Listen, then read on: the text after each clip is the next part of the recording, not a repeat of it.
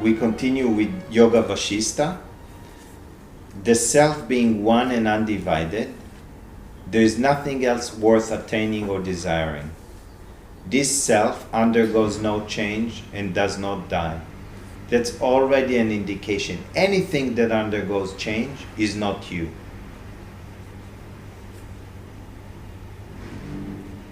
In this world, all things come into being and perish, and therefore there is repeated experience of sorrow.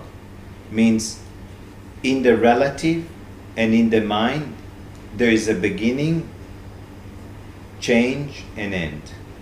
Yes? Or if it's for objects, animate objects, we talked about it is born, it grows, it undergoes change, it decay and dies.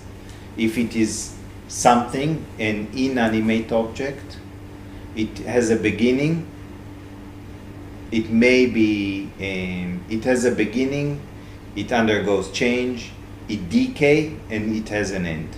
So that's what he says. Basically, in this world, all things come into being and perish. They are created, they are being sustained and being destroyed.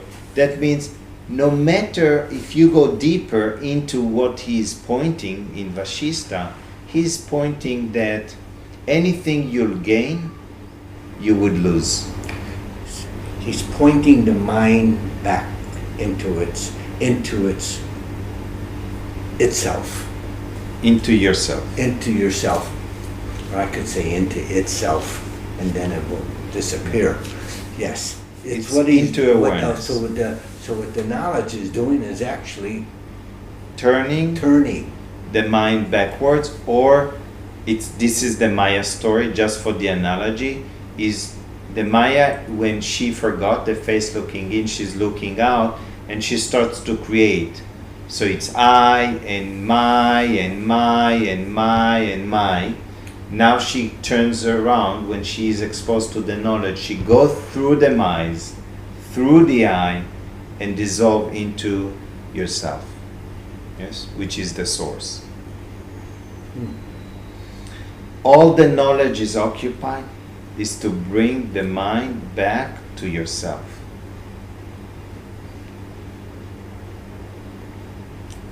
Everything it is around is expose the illusion of it, the lie, and bringing the mind back to you.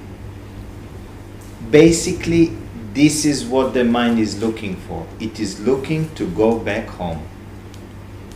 And home is eternity, eternal awareness. That's what we're all looking for.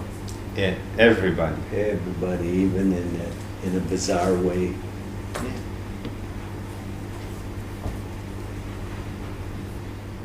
All the pleasures of the world inevitably end in sorrow. He's just pointing that even when you think something good, you don't know that what's going to come of it is something bad. And even if something happens bad, you don't know what's going to come out of it is something good.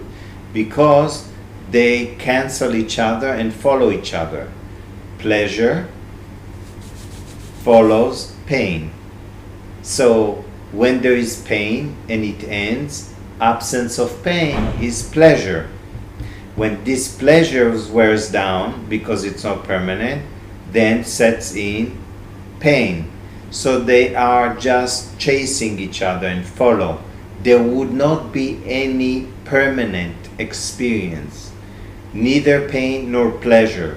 So one of the attitude that one can cultivate when there is pain is to start for the mind to realize this is also going to pass.